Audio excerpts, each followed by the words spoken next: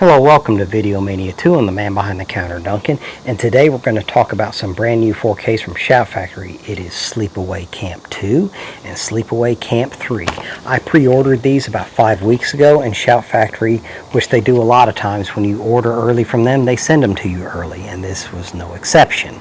So first I'm going to talk about Sleepaway Camp 2, the new 4K, and this movie is a sequel to the original Sleepaway Camp, which I watched a couple months back for the first time, and these sequels are much different in tone from the original one. Sleepaway Camp 2 stars Pamela Springsteen as the killer Angela, Renee Estevez, Walter Gotell, who you'll recognize from the James Bond franchise, and Brian Patrick Clark. It was directed by Michael A. Simpson. Here the plot starts out, it takes place years after the original killings at Camp Arawak, in the original Sleepaway Camp. But Angela's back. She got out of the asylum, and she is a counselor at Camp Rolling Hills, and she's a counselor that most of the campers don't like. She watches all of them like a hawk, but she's perky, and she's like, follow the rules and we'll have fun. And these campers want to act up and cut up and break all the rules. But like I said earlier, she's watching them all the time. And it starts out at a campfire. TC's telling ghost stories by the campfire, different scary stories. But one of the girls, Phoebe, sneaks away to be with the boys, which is against the rules. And of course, Angela shows up. But before she could leave, she talks about Angela's story at Camp Arawak. And Angela's like, let's go. They don't realize that it's the same Angela. And so she takes her, she's like, and Phoebe's like, well, just send me home if you're going to be like this. I don't want to be here. And Angela's like, you need to have a better attitude. But Phoebe keeps griping, and Angela just kills her right there with a log, which is one of her main weapons of choice for these killings. And so she takes out Phoebe, and she tells the head of the camp, her Uncle John, that she sent her home. And when the campers start disappearing more and more, what did she do? Sent them home, which really is code for she killed them because they didn't behave the way she thought they should. So eventually, there's a couple campers there, Sean and Molly, who are trying to follow the rules and make the most of this experience. They get to know each other better, and Molly seems to be the only one that likes Angela at all, and it's like she's not that bad, and all the other campers complain about her. So she goes on, and eventually Uncle John, Walter Gotell's character, fires Angela. She went from being counselor of the week to being fired because you can't just keep sending them home. So she's all down because she's not going to be at the camp anymore. And Molly talks to Sean, and they should be like, she's not that bad. I feel so bad for her. This camp means a lot to her. Little does she know. So she tries to go comfort her. And Sean's there too. And he accidentally opens the shed where she's been keeping all the bodies. And he discovers, and Angela's like, no, don't go in there. But now Molly and Sean have discovered what Angela's really been doing, and they have to run from her. And Molly has to try to escape because Sean eventually gets killed, and his dad's a cop, which will come to play in the sequel here.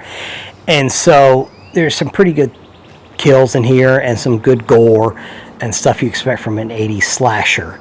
Pamela Springsteen does a good job of being like homicidal and perky at the same time. It's an interesting combination. And I can see why this movie is a cult favorite. Now let's talk about the picture and audio quality. The picture, because it was taken from the 35mm inner positive and the movie was shot on a smaller budget, you can tell it's not the most mind-blowing 4K I've ever seen as far as visual. Audio's fine, but as far as this presentation, it's not going to blow you away. I guess I've been spoiled by some amazing 4Ks, but this one's not bad by any means. And Shout Factory, unlike what they did with Time Cop, they did a good job here with some special features, in my opinion. You have Return to Sleepaway Camp 2, looking at the making of the film with counselor Jeff Hayes, author of Sleepaway Camp 2, making the movie and reigniting the campfire. Another new feature, I Am a Happy Camper, interview with actor Brian Patrick Clark.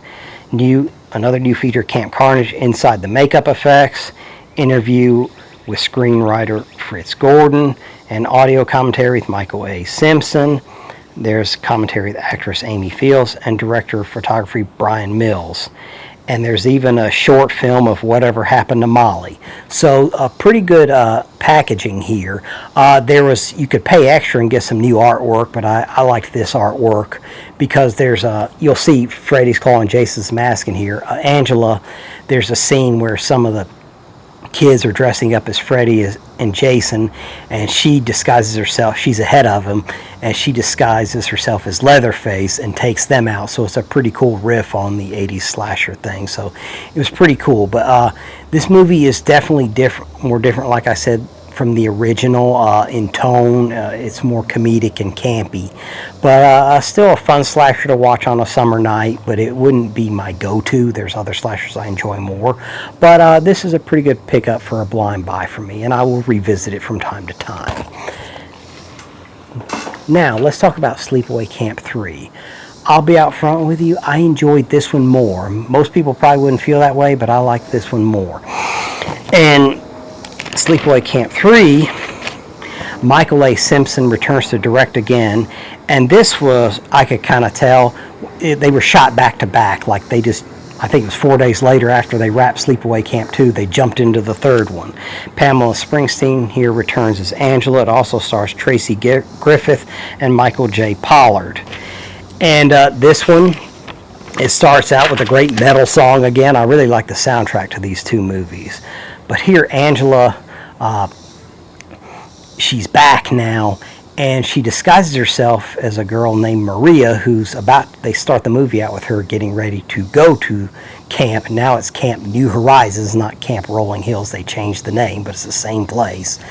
So here Angela fixes herself up. She's been planning this and runs down Maria with a garbage truck and assumes her identity, and the van comes and picks her up, and it rolls away, and graffiti painted on a concrete wall. Angela is back. So I thought that was a pretty cool intro.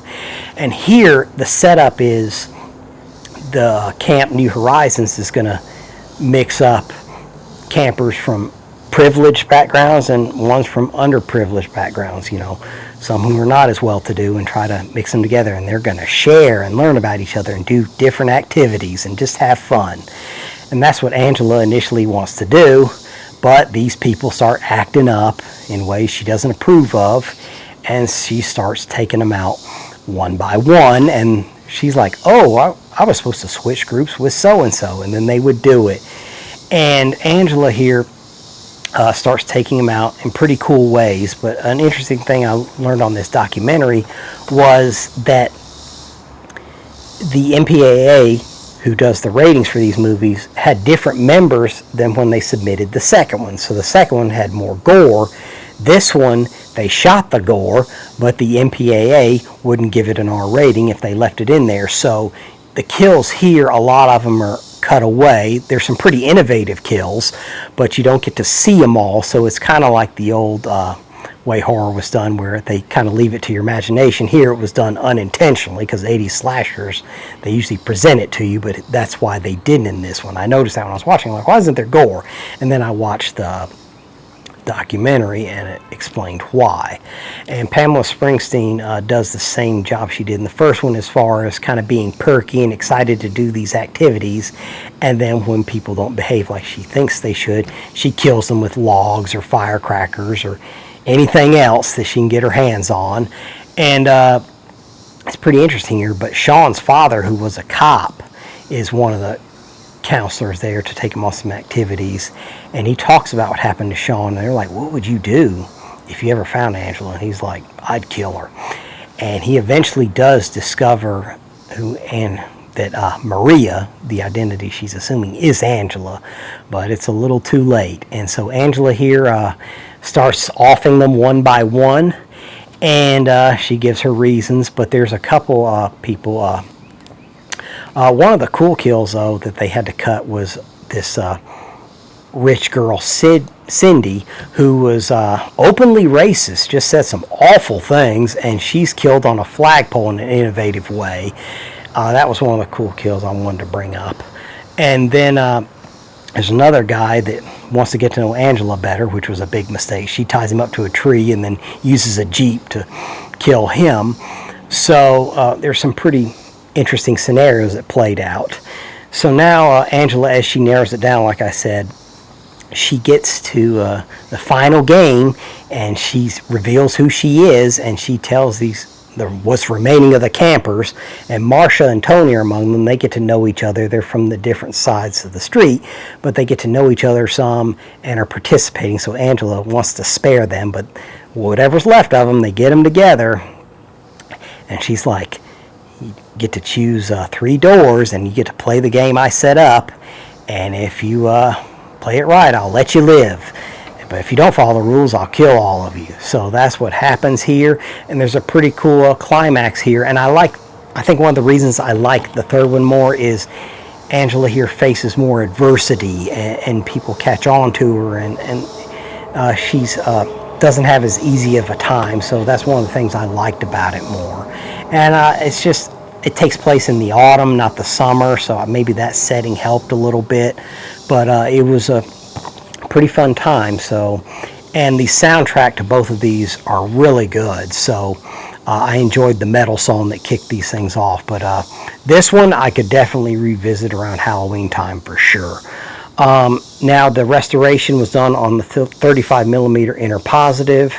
It's presented in Dolby Vision like the second one, and there's a lot of special features here. Shout Factory loaded it up pretty well. There's Return to Sleepaway Camp 3, looking at the making of the film with Counselor Jeff Hayes, author of Sleepaway Camp, making the movie and reigniting the campfire, weeding out the bad inside the stunts, interview with stunt coordinator Lonnie Smith Jr., Angela's greatest hits inside the Sleepaway Camp songs, interview with songwriter, performer John Alton, audio commentary with director Michael A. Simpson and screenwriter Fritz Gordon, and a tale of 2 sequels, Part 2, New Victims and New Horizons, featuring interviews with Michael A. Simpson, actors Mark Oliver, Daryl Wilcher, Sandra Dorsey, Kim Wall, and more, behind-the-scenes footage, and the Sleepaway Camp 3 work print from the VHS, and some deleted scenes. So, a lot of cool stuff here. So it's a pretty good combination of movies that I'm glad I bought, and Shout Factory did a good job in my opinion on these. I wish they were just more consistent, but definitely if you're a fan of 80s slashers, of these cult favorites, I'd say go for it. The price actually wasn't too bad to me. I think both of these were a little over $30, which for Shout Factory's pretty good, because they've charged a lot more than that in the past. But overall, pretty cool. Let me know in the comments, have you picked them up? Are you going to pick them up? Do you think did you like these compared to the original? Which one did you prefer, the second or the third one more? Let me know any of that in the comments.